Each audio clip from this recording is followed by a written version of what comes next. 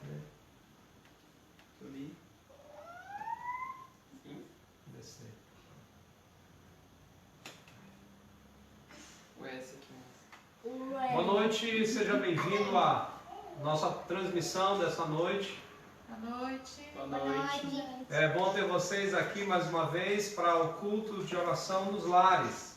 Lembrando que o nosso objetivo é que nós possamos, esses 45 minutos, 50, estarmos juntos aqui em adoração a Deus, fazendo a obra de Deus, e também depois você na sua casa, junto com, talvez sozinho, talvez com outra pessoa, talvez com a família, que esse seria o ideal, não é? Você ter o seu tempo de oração, o seu tempo em que você vai orar pelos pedidos que aqui vão ser feitos. E nós relembramos a todos que estão nos assistindo que você já pode enviar os seus pedidos de oração. Pedido de orações que a irmã Melanie estará anotando esses pedidos, tá bom? Você envia, ela vai estar olhando aqui no Facebook para localizar o seu pedido. Se por acaso nós não anunciarmos aqui, porque acontece às vezes, por questão do tempo, de não chegar até nós terminarmos a programação, e às vezes eu não sei porque alguns passam batido, mesmo durante a programação, mas depois a gente faz uma revisão e faz essa oração, se não no horário aqui que estamos orando, nós fazemos na outra manhã, no nosso devocional, a gente dedica o tempo para orar pelo seu pedido de oração também, tá certo? E eu gostaria de justamente começar orando ao Senhor, agradecendo esse tempo juntos aqui nesse trabalho, nessa união em espírito e verdade. Oremos. Senhor Deus, muito obrigado por tuas bênçãos, obrigado por tudo que o Senhor tem nos dado. Pedimos a tua proteção e tua direção para esse trabalho, que esse trabalho honre o teu nome, que esse trabalho glorifique ao Senhor. É o que oramos em nome de Cristo Jesus. Amém. Meus queridos, vamos começar cantando o hino 289. Hoje eu quero pensar sobre a cruz de Cristo. 289. 289.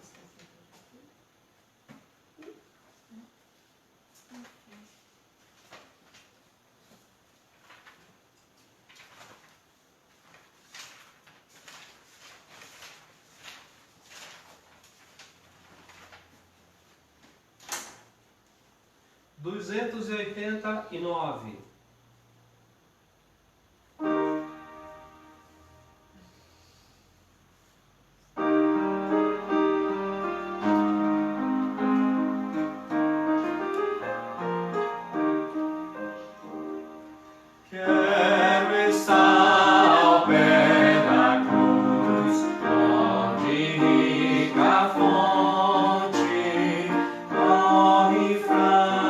Salutar.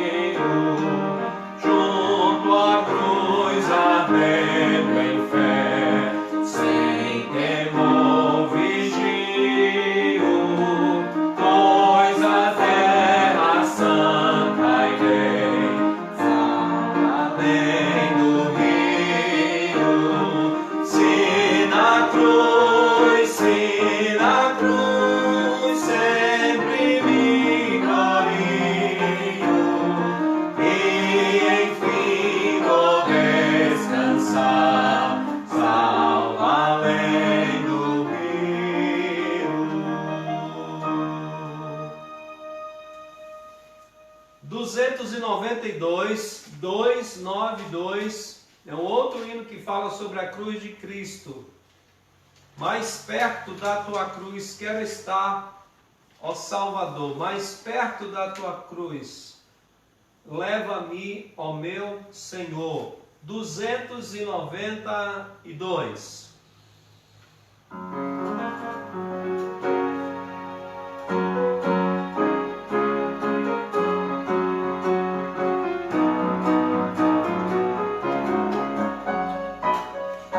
Meu Senhor, sou teu, tua voz ouvi a chamar-me com amor.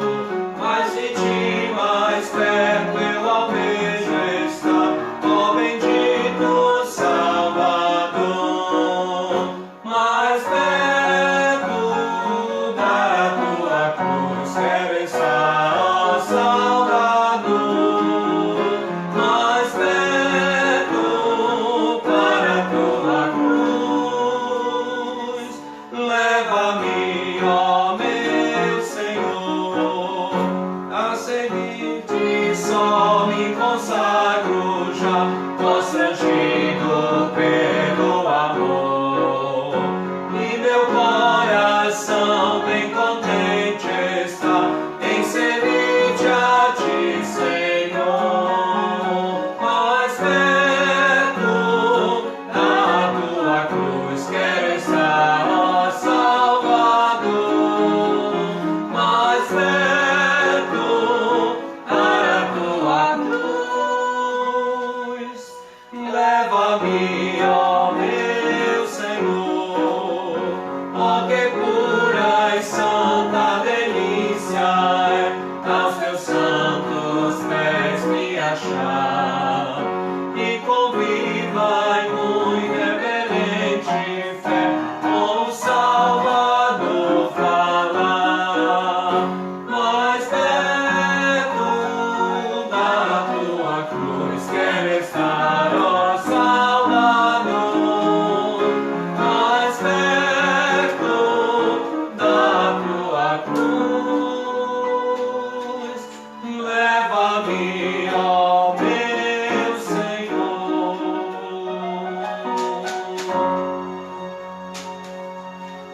Amém.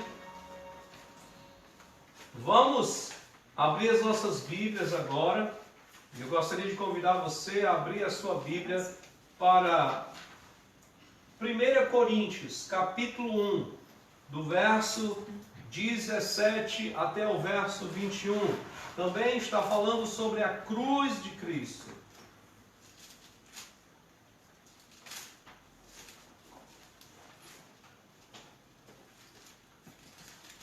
Primeira Coríntios, capítulo 1, verso 17 a 21.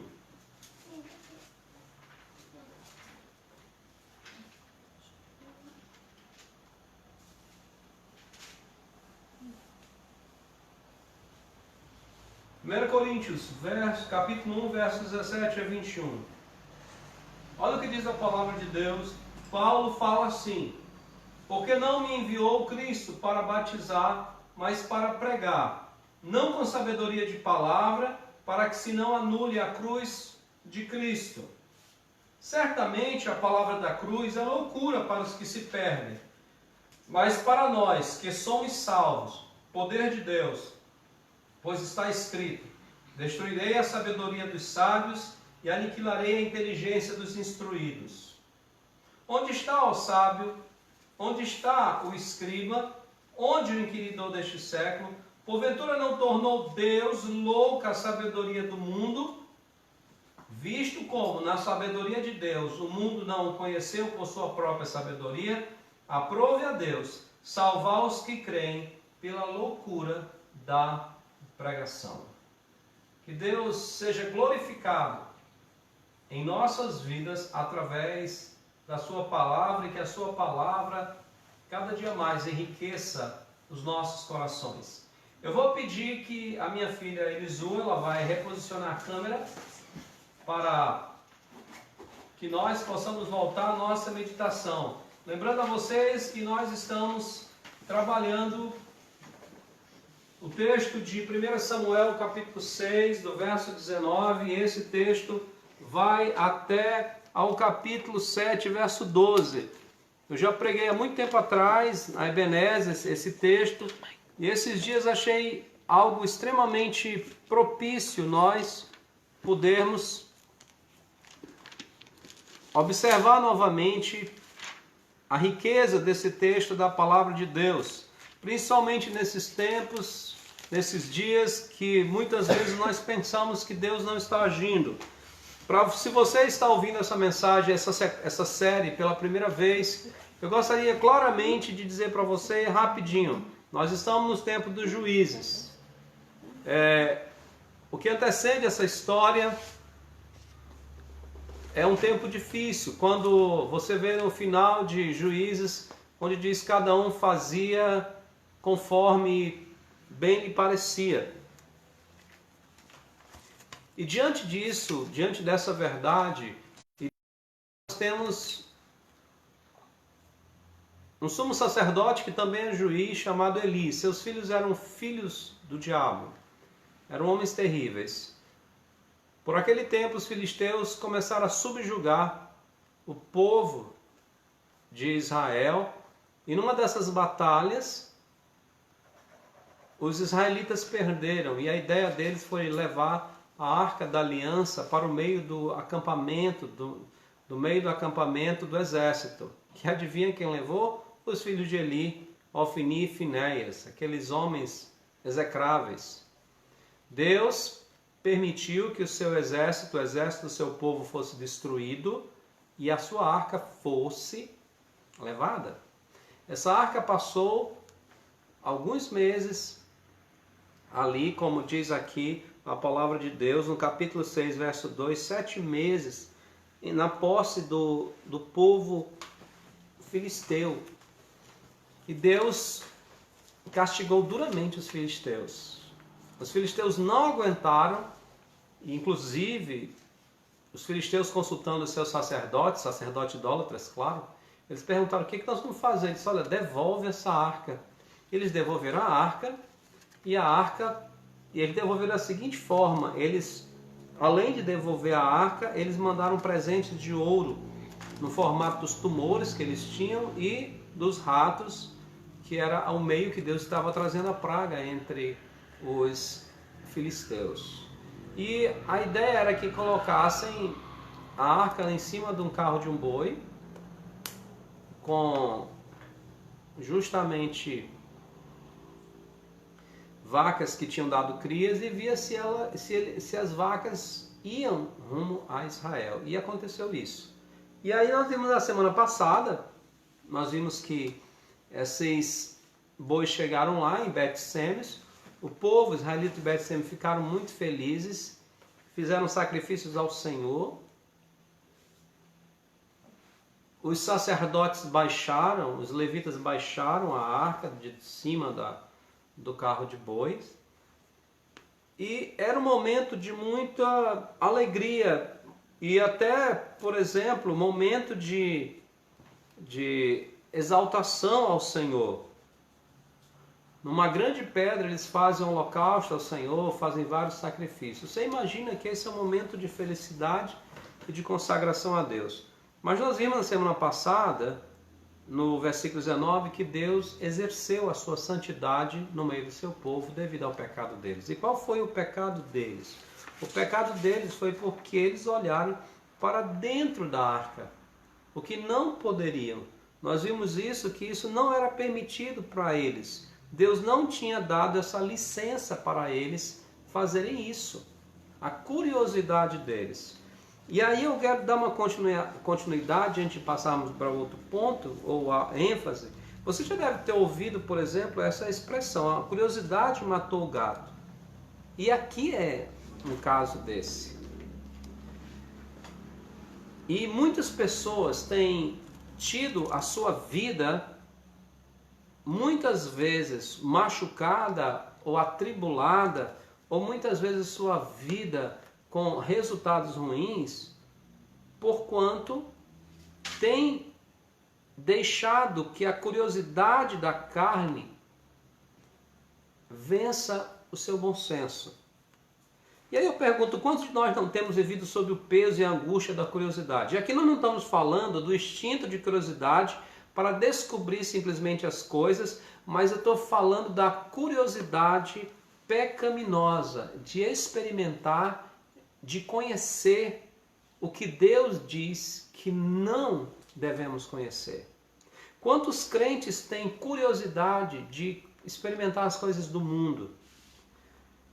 É incrível como, às vezes, a curiosidade chega a tal ponto de, como já aconteceu comigo, de eu ouvir jovens crentes dizer: eu preferia não ter nascido num lar cristão, porque aí eu teria experimentado das coisas do mundo e eu saberia então escolher o que era bom e o que é errado. Isso infelizmente é o problema da curiosidade, da cobiça do coração. E foi o que aconteceu lá com os israelitas. A cobiça deles levou. Muitos jovens cristãos não têm ideia do que é ter um lar onde não tem Cristo. Um lar onde o pai e a mãe não conhecem o Senhor Jesus. Pensam que é suficiente apenas ter um pai e uma mãe que pode dar uma escola, podem dar coisas boas no sentido material, mas eles não entendem a bênção que eles têm e que eles não precisam conhecer nada do lado ruim. Até mesmo homens crentes têm curiosidade de como seria ter uma outra mulher que não seja sua esposa. E aqui, nesse texto, nós estamos vendo o resultado da curiosidade maligna. Eles não poderiam olhar. Veja só, verso 19, vamos ler de novo. Feriu o Senhor os de Bet-Semes, porque olharam para dentro da arca do Senhor. Sim, feriu deles 70 homens. Então o povo chorou, porquanto o Senhor fizera grande morticínio. Lembra que o tema geral nesse momento é: mesmo quando nada parece mudar, Deus revela a sua santidade. Talvez esses dias aí que você está sem muita coisa para fazer, rapaz, você podia fazer alguma coisa, internet, Facebook, WhatsApp. E às vezes a curiosidade maligna tem tomado o seu coração. Cuidado. Por causa da curiosidade maligna de Adão e Eva, a humanidade até hoje vive em total perdição e condenação. Por causa da curiosidade carnal de Diná, filha de Jacó, para conhecer as filhas ímpias de Siquém, além de ela ser violentada, os seus irmãos tornaram-se assassinos traidores, né? Quer dizer, por conta da falta de obediência de Jacó e de não estar, e aí vem uma outra sequência, sua filha acabou se tornando curiosa sobre o que tinha ali à redondeza, seus filhos terminaram sendo assassinos e por aí vai. É incrível que por causa da curiosidade mundana daquele jovem, ele desperdiçou todos os bens que o pai lhe tinha dado e findou na miséria cuidando de porcos. Assim conta a parábola contada pelo Senhor Jesus do filho pródigo. E eu gostaria de falar com você, meu irmão, minha irmã, meu jovem, minha jovem.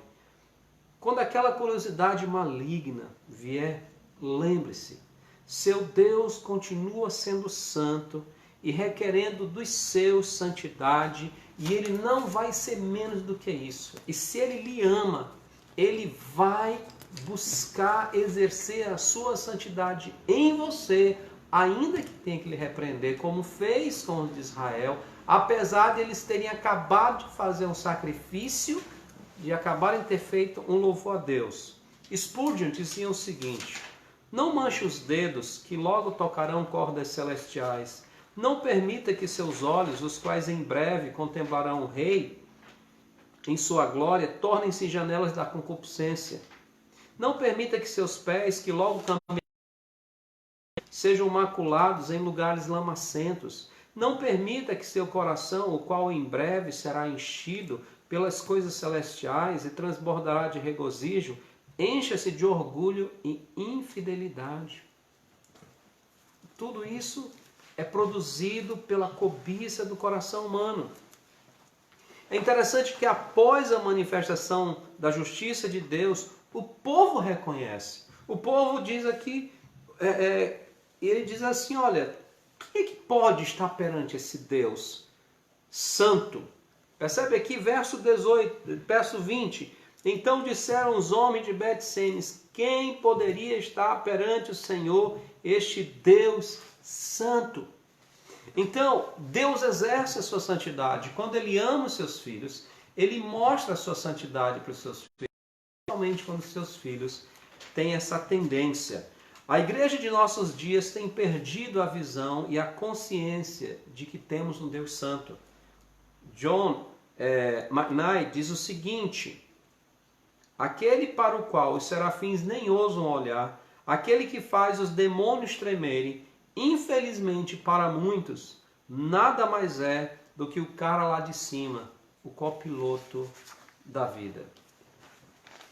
Meus queridos, Deus tem demonstrado o seu poder. Mas eu gostaria de chamar a atenção para você no versículo 21 e o versículo até o 7:2. Vamos ler verso 21 até o 7:2, que diz: enviaram, pois, mensageiros aos habitantes de Kiriat Jearim, dizendo: os filisteus devolveram a arca do Senhor. Descei, pois, e fazei subir para vós outros. Então vieram os homens de Kiriat Jearim e levaram a arca do Senhor à casa de Abinadab, no outeiro, e consagraram Eleazar, seu filho, para que guardasse a arca do Senhor. Nem os próprios israelitas ali de Bet-Semes conseguiram ficar com a arca. Mas por quê? Porque o Deus que nos chama para a santidade. Não há outro meio. Não é possível eu querer servir a Deus, me aproximar de Deus e não querer ser santo, não querer ter uma vida santa. Esse tem sido um grande problema do mundo evangélico dos nossos dias, do Brasil evangélico. Nesses dias talvez nem tanto, né? Mas há uma explosão de igrejas surgindo pelo Brasil. Há uma explosão de igrejas que vão surgindo em cada esquina, em cada rua no Brasil, cada igreja evangélica. Os evangélicos, segundo o censo, estão crescendo. Mas que tipo de adoradores são? Porque o que percebemos em muitas igrejas, não são poucas, é que não há uma preocupação de uma vida santa diante de Deus.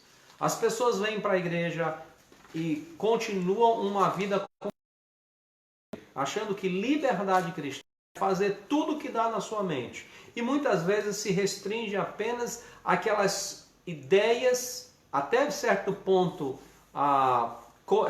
de um senso comum do que é pecado. Adultério, roubar, mentir, matar. E se as pessoas não estão fazendo nada disso, então elas acham que elas estão bem. Elas acham que elas estão de acordo com a palavra de Deus. O que não é bem assim. A santidade de Deus é muito grande. É por isso que os anjos cantam, os serafins cantam na presença do Senhor continuamente. Santo, santo, santo é o Senhor. E o povo de Israel descobriu isso quando a mão de Deus pesou sobre o seu próprio povo. Porque Deus exige santidade. Aos filisteus, Deus estava castigando porque eles estavam menosprezando a Deus. Aos filisteus, Deus estava mostrando a sua soberania e majestade, mas ao seu povo, Ele está mostrando sua santidade. E Ele deixa isso muito claro lá em Levítico capítulo 10, verso 3.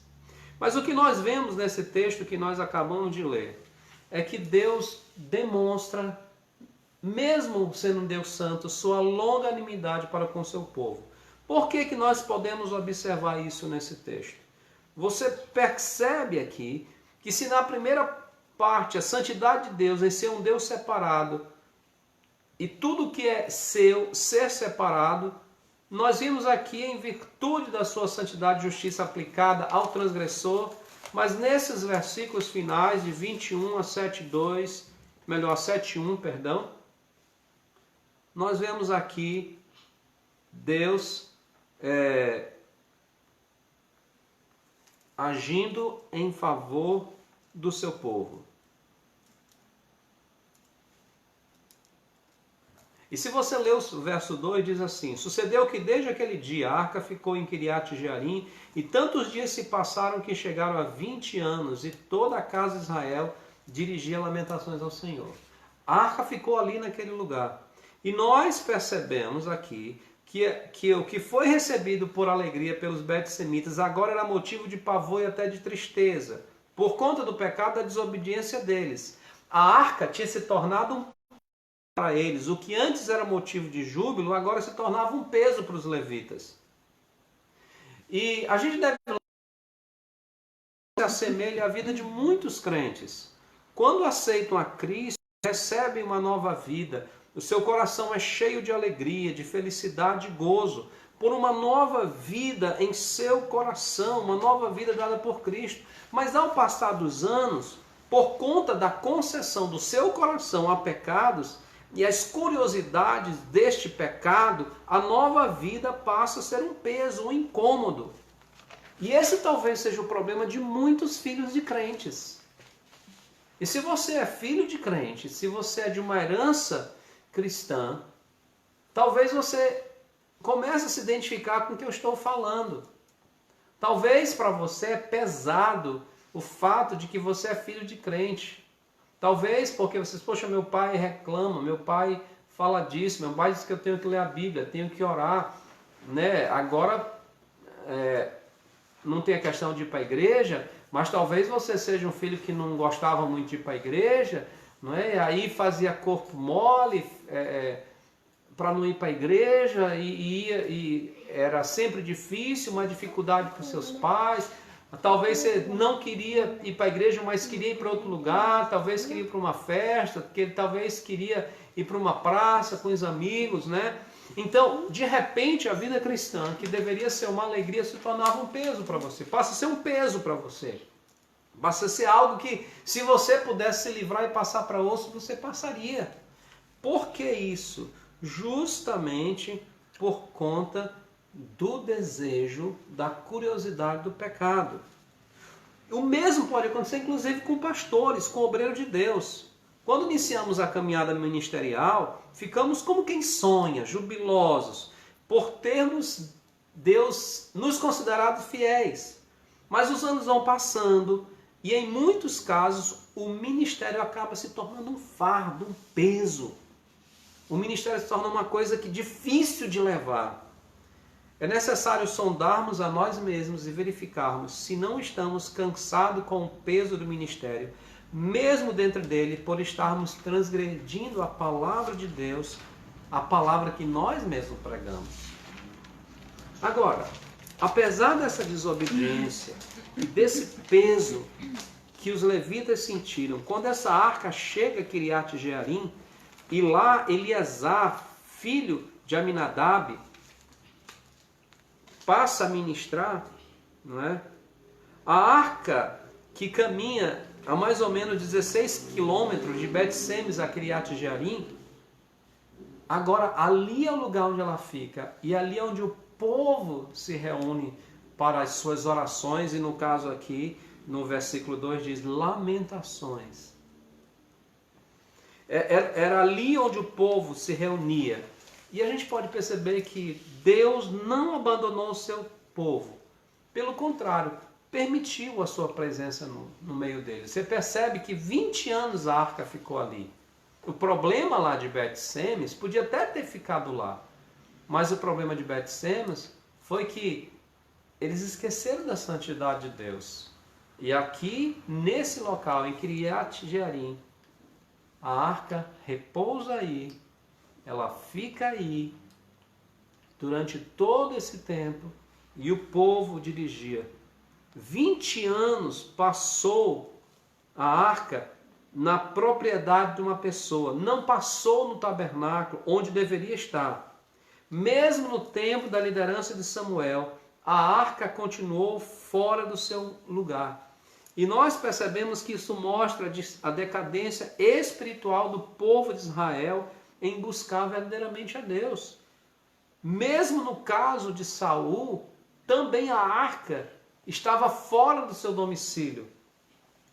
Por exemplo, a tradução Septuaginta mostra esse texto de uma forma um pouco diferente quando diz 20 anos, quando o povo voltou-se para o Senhor. Então, o que nós percebemos aqui é que o texto da Septuaginta diz que o povo, a arca ficou ali e o povo deixou a arca ali, mas apesar das suas lamentações, não se voltava de todo o coração para o Senhor. Isso é, mesmo em face da necessidade de um avivamento, de um despertamento, 20 anos se passaram sem ninguém se levantar-se para agir mesmo. Dizer, olha, é preciso. Isto nos leva a perceber que muitas pessoas, muitas igrejas, até reconhecem a necessidade de mudança, até lamentam o estado, mas continuam apenas a lamentar. Mas continuam apenas a reclamar. Mas continuam apenas a falar como seria bom isso, dessa forma e aquilo. Mas o que você tem que lembrar é que a mudança começa por você. Começa pela sua vida. Muitas vezes você reclama do pastor, muitas vezes você reclama do diácono, você reclama de fulano, de beltrano, você reclama da igreja, mas a transformação começa por você. A mudança de perspectiva de vida, de avivamento, começa pela sua vida. É interessante como nós queremos que Deus, num determinado dia, derrame do seu Espírito sobre todo mundo, derrame de maneira uma bênção especial e todo mundo seja transformado da noite para o dia. Olha, isso acontece em alguns lugares, em alguns momentos da história da igreja, do povo de Deus, mas esse não é o agir comum de Deus. O agir comum de Deus é quando o seu povo busca, mas começa por você. Buscar-me-eis e me achareis, quando me buscardes de todo o vosso coração.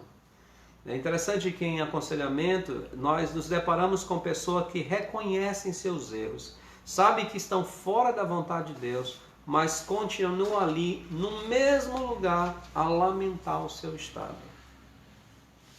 Ficaram viciados nos seus pecados.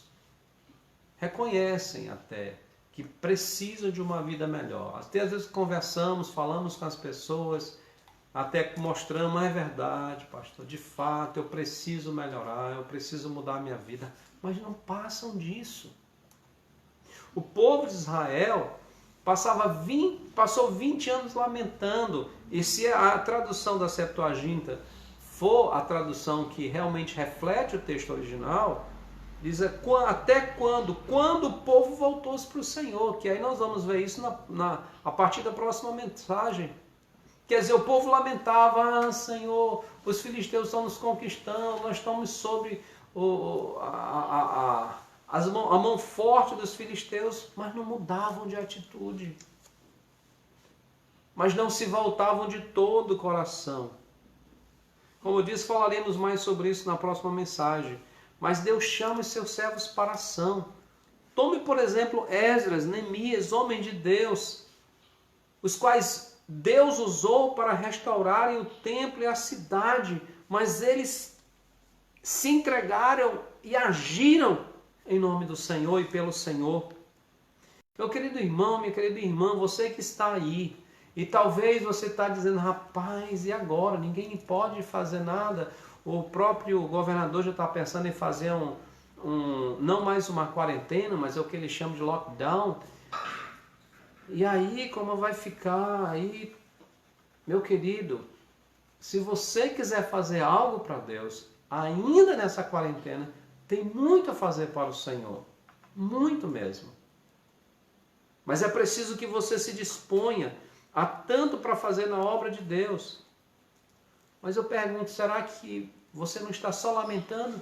Só falando, realmente, poxa, se tivesse, de repente, se voltasse tudo normal, eu poderia fazer isso ou aquilo para a obra de Deus. Meu amigo, você já pode fazer algo para a obra de Deus. Se você dobrar os seus joelhos, se você orar, Deus há de mostrar o que você pode fazer pela obra dele mesmo nesse estado.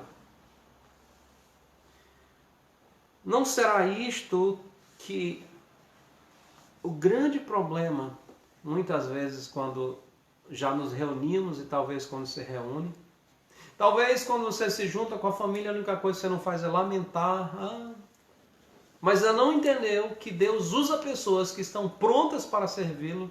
E eu posso te garantir, se você não está servindo ao Senhor, não é porque nós estamos numa quarentena, não é porque os templos estão fechados, os prédios estão fechados, mas é porque ainda falta uma disposição correta, completa no seu coração para fazer a obra de Deus como Ele quer.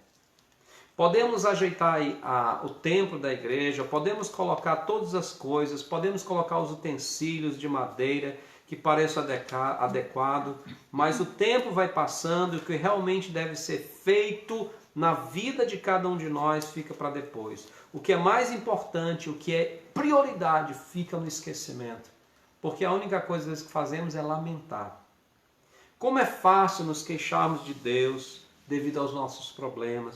Por que está acontecendo isso? Ou ao mesmo tempo recusarmos a agir e mudar aquilo que o Senhor quer que nós façamos. Deus pode estar te chamando agora para fazer algo para Ele e você fica só nessa ideia. Mas como? Como? Num momento desse? Se você dobrar os joelhos, colocar seu coração em submissão ao Senhor, eu te garanto que Ele vai iluminar a sua mente para você fazer a vontade dEle. Mas enquanto você ficar só lamentando, seja o que for, seja lamentando a situação do Brasil, seja lamentando a situação da pandemia, seja lamentando a situação que ninguém pode se reunir, seja lamentando isso ou aquilo, ao invés de se dobrar e se voltar verdadeiramente para Deus, não vai haver nenhuma mudança. Deus quer homens e mulheres dispostos para fazer a sua vontade. Quanto tempo Deus tem esperado por isso na tua vida? E será que não é por essa razão que Deus tem permitido que esse tipo de problema tenha vindo na nossa vida? Será que você dizia, eu estou muito ocupado, eu tenho esse trabalho, eu tenho aquilo, aquele outro, eu não tenho tempo para ler a Bíblia? Pois agora você tem. E muito. A não ser que você seja daqueles que estão no serviço essencial, que diminuiu e tem muito mais. Mas eu quero chamar a atenção de você. Pergunta para você mesmo. Se você agora não tem mais tempo para ler a sua Bíblia. E talvez nem assim você despertou para isso. Pergunta se você não tem mais tempo para orar agora. E mesmo assim, você não despertou para isso. Talvez você diga, não, mas eu estou cansado, eu chego... E isso eu não estou dizendo que não seja verdade. Mas será que você não... Agora, Deus não está abrindo todas as oportunidades? E talvez agora fique muito mais claro, até para você, que o seu problema de fato não era falta de tempo? Pense bem sobre isso. Deus quer que você se entregue cada dia mais para Ele. Quanto tempo para você decidir aceitar Jesus Cristo como seu Salvador? Quanto tempo? Entregando sua vida para o único que pode verdadeiramente estar presente sem nunca te abandonar. Quanto tempo? Você já deve ter ouvido muitas vezes sobre o Evangelho, sobre a salvação única e exclusivamente por Jesus Cristo. Mas quanto tempo você está esperando? Cuidado, porque quando esse tempo acabar, não tem mais jeito. E você não sabe quando vai acabar. Quanto tempo a Igreja de Cristo está esperando para um envolvimento maior seu? Lembra que eu falei, não é porque o prédio está fechado. Você pode ser útil já agora. Quanto tempo o ministério, a obra, os campos que já estão prontos para a ceifa, as almas perdidas estão esperando para que você decida entregar sua vida para o ministério da obra de Deus. Você que está me ouvindo agora, quem sabe essa pandemia essa situação tem me mostrado que Deus não está te chamando para a área profissional do dia a dia, mas está te chamando para ser um ministro dele, para ser uma missionária, uma obreira, te mostrando, olha, eu posso mexer nesse mundo como eu quiser. E você já tem sentido que Deus quer algo sublime de você, que é a tua vida para o ministério. Quanto tempo as almas vão ficar ainda esperando para você decidir tomar esse passo de fé? Quando Jesus Cristo é Senhor, o futuro é seu amigo e você pode caminhar cada dia certo da presença e da ajuda de Deus. Isso foi escrito no comentário de Wiersbe. Ele falou isso. Vou repetir para você. Quando Jesus Cristo é Senhor, o futuro é seu amigo e você pode caminhar cada dia certo da presença e da ajuda de Deus. Quando você pensar que nada parece mudar, lembre-se, Deus continua revelando sua santidade no meio do seu povo e Deus demonstra sua longanimidade para com o seu povo, porque Deus é um Deus longânimo e Ele espera, mas sua espera um dia pode ter um fim. Por isso a Bíblia diz, buscai ao Senhor enquanto se pode achar, invocai enquanto está perto. Aproveita hoje e diz, Senhor, entrego minha vida ao Senhor, eu não quero mais esperar, porque eu não sei quanto tempo o Senhor ainda vai esperar. Mas é por isso que eu quero aproveitar a oportunidade e entregar minha vida ao Senhor Jesus. Faça isso hoje. Entregue sua vida, aceite Cristo Jesus como seu Salvador. Vamos orar. Amado Deus e Pai, somos gratos pela Tua palavra e tudo que o Senhor nos deu. Obrigado porque o Senhor tem misericórdia de nós. O Senhor não nos trata segundo as nossas iniquidades, mas sabemos que o Senhor é um Deus santo e justo. Ajuda-nos a cada dia mais a vivenciarmos mais essas verdades. Pedimos por aqueles que estão assistindo essa programação e que ainda não conhecem Jesus Cristo como Salvador, que abram seu coração para o Senhor Jesus, para que eles tenham a vida eterna. É que eu oro em nome de Cristo Jesus. Amém. A minha filha Elisô vai reposicionar a câmera e aí nós vamos aproveitar nesse momento e fazer os nossos pedidos de oração que foram chegando durante a programação, não é? Então, você que está nos acompanhando hoje e aí online, você vai justamente anotar os pedidos. Pegue um papel aí e anote os pedidos de oração para que nós possamos compartilhar com vocês e depois nós vamos ter o nosso tempo de oração aqui também, tá bom? Então vamos lá. Eu gostaria de começar agradecendo a Deus as orações que foram feitas intercedendo pela vida da minha mãe Maria, tá certo? Para aqueles que não sabiam, minha mãe estava doente lá em Manaus e a minha irmã também, a Leslie. Graças a Deus, as duas estão melhores. A Leslie já tinha recebido alta. Obrigado, Eliseu. Né? E no caso, a minha mãe recebeu alta que ela escreveu recentemente, mas foi ontem. Obrigado, irmãos, pelas orações. Muitos irmãos no Facebook, no WhatsApp têm dito que estão orando. Então eu agradeço muito pelas orações de vocês e minha mãe e minha irmã também agradecem aos irmãos que oraram. Eu gostaria de pedir oração pelo... E aqui vem o irmão Edson, perdão. O irmão Edson quer agradecer pelo pastor Celso. Ele conseguiu doações para comprar o aparelho que precisava para dormir, não é? Então, os irmãos estiveram orando pelo pastor Celso, então o irmão Edson está agradecendo. O irmão Edson pede oração pela saúde da Fernanda, tá certo? A sua filha Fernanda. Ele pede também pela saúde do seu neto Rafael.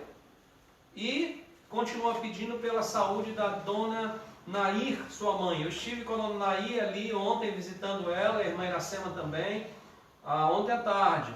Orem pela sua dona Nair, orem pela graça salvadora na vida dela também, tá bom? E não esqueçam o irmão Edson e a irmã Raimundinha nas suas orações.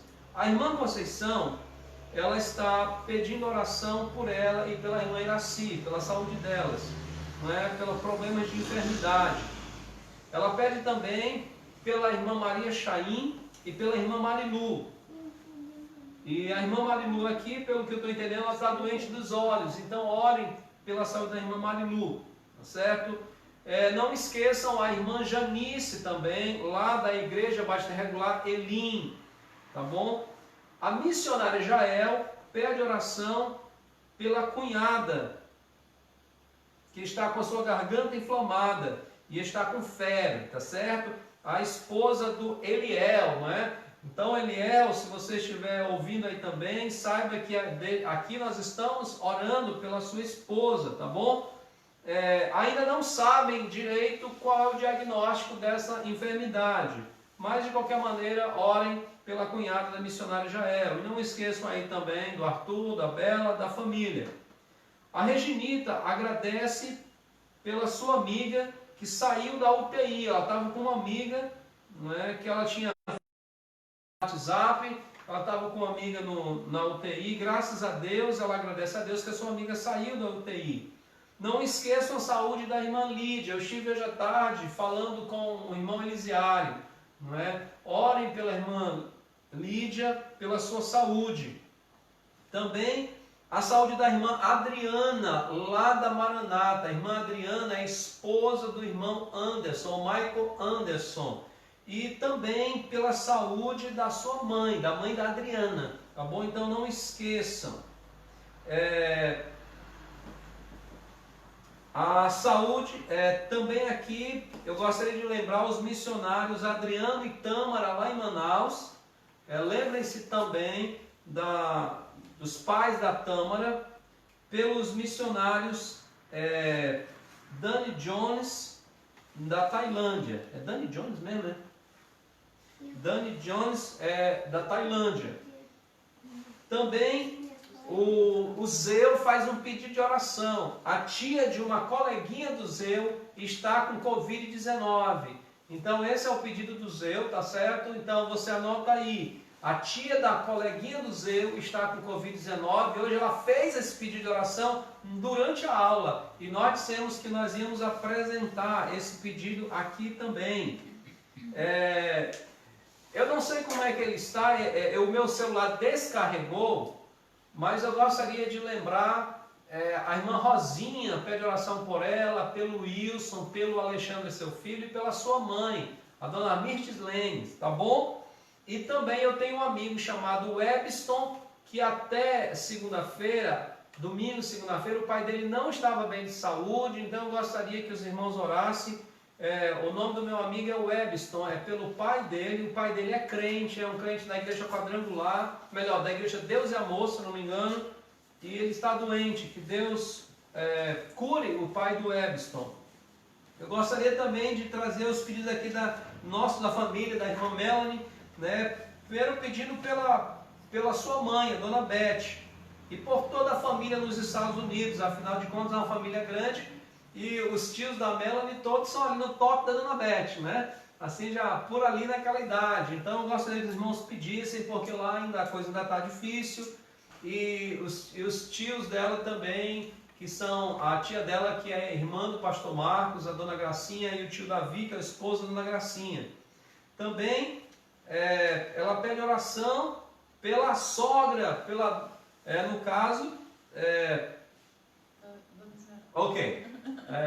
Vou dar uns tilt aqui. Pela minha mãe de criação, a dona Esmeralda. Só explicando aqui, que agora eu falei Maria, né? Então eu usei, peraí. Não, a Maria é minha mãe biológica e a dona Esmeralda é minha mãe de criação, né? Então a Melanie está pedindo justamente pela minha mãe de criação. Ela já é uma senhora que vai, se Deus permitir, vai completar agora 15 de maio, 95 anos. Então que Deus proteja a saúde da minha mãe, tá certo? E também Que Deus proteja outros irmãos ali em Manaus, porque ali em Manaus, se vocês têm ouvido, a situação está bastante difícil ali em relação a essa pandemia. Eu soube hoje do falecimento de uma amiga muito grande da família, que é a dona Sila, a mãe da missionária Betinha. É uma amiga muito chegada nossa, não sei se foi por conta disso, não deu para verificar, mas parece que é. Ela estava doente e chegou, Deus a chamou, mas era uma crente em Cristo Jesus. Então, nesse ponto, a gente sabe que é infinitamente melhor, mas que Deus console a família, né? E principalmente a missionária Betinha. E aí eu gostaria os irmãos da fé que estão me ouvindo, da Igreja Batista Regular da Fé em Manaus, porque tem irmãos da Igreja Batista Regular da Fé que estão me escutando, que digam a Betinha que nós estamos orando por ela e pela família, tá certo? Transmita essa mensagem, os irmãos Silveira aí, transmita essa mensagem para a irmã Betinha.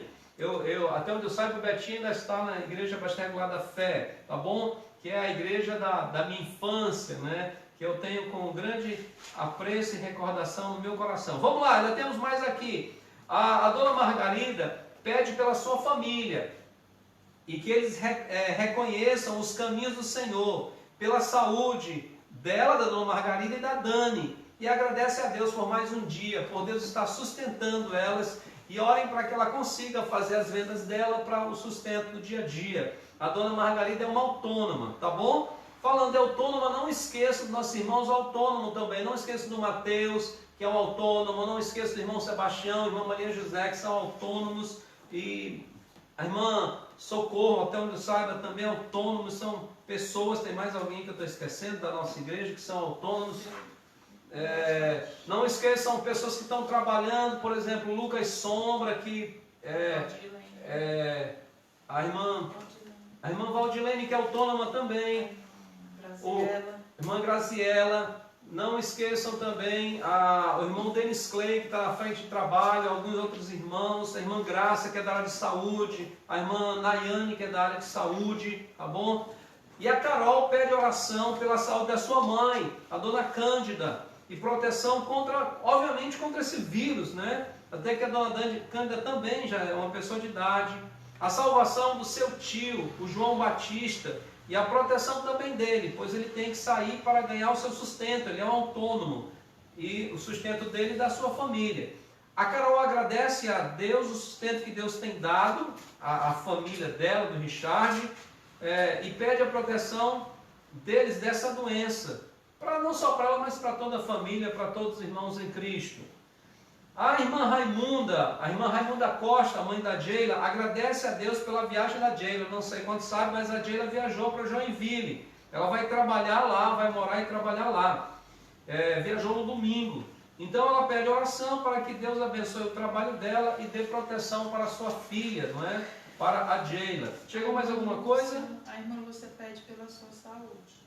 A irmã Lúcia está pedindo pela sua saúde. Então a irmã Lúcia do irmão Francisco, é a Lúcia do irmão Francisco, né? Sim. Pede pela sua saúde. A Jo Costa pede orar pela cunhada dela, que está com garganta.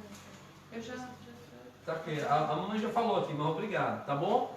Então só reforçando aqui o pedido da Jael. Meus queridos, esses são os pedidos que nós estamos lembrando, que nos chegaram à mão. E lembrando que o nosso conselho depois de encerrada a programação, você pega esses pedidos, tira um tempo para orar, pelo menos escolha alguns para você orar nesse seu tempo de oração, se não puder orar por todos, mas tira um tempo para orar por esses pedidos, porque é assim que a igreja sempre tem agido, sempre tem sobrevivido, através do trabalho da comunhão. Lembra lá da comunhão lá em Atos? A comunhão também é oração. Coloca no jarrinho de oração. Isso, a Melanie está dizendo, coloca no jarrinho de oração, lembra daquele trabalho manual, jarrinho de oração, coloca lá. E aí depois você vai tirando e orando e agradecendo a Deus, tá certo?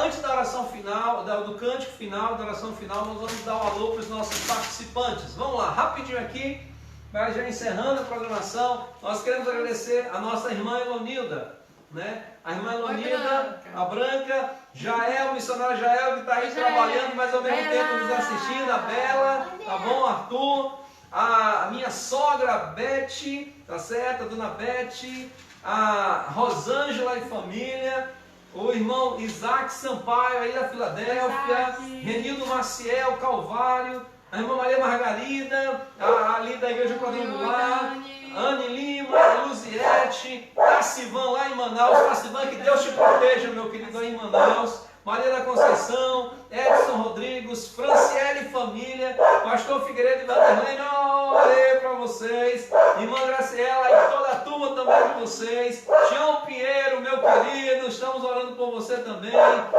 Aqui, ó, colocar até a Melanie aqui também, Melanie Família, tá bom?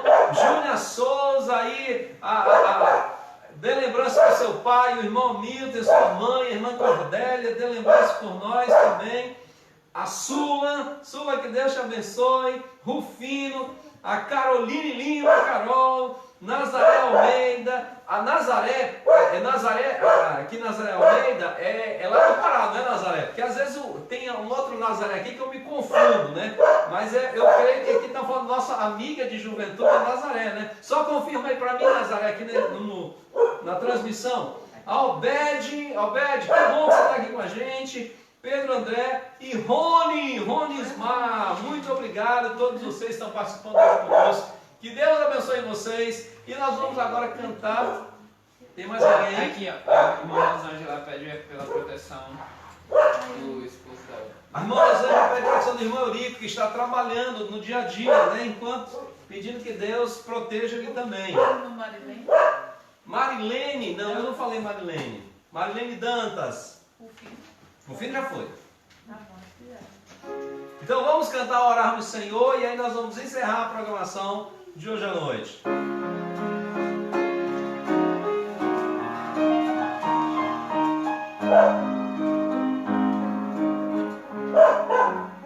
Cantemos. Ao orarmos, Senhor, vem encher-nos com teu amor, para o mundo agitado esquecer cada dia a sua vida viver. Nossas vidas vem pois transformar, refrigério, calma nos dar. E agora com nossos irmãos nos unimos a ti em oração. E agora com nossos irmãos nos unimos a ti em oração. Vamos lá. Senhor Deus, muito obrigado por estarmos juntos. Recebe a nossa oração, responde com tua boa, agradável e perfeita vontade e dá-nos uma boa noite, principalmente uma noite descansando no Senhor. Em nome de Cristo Jesus. Amém. Boa noite, a minha filha vai agora encerrar a transmissão, mas obrigado pela sua presença, que Deus abençoe e tenha um bom tempo de oração aí no seu lar. Saudades! Saudades. Saudade. Bastante.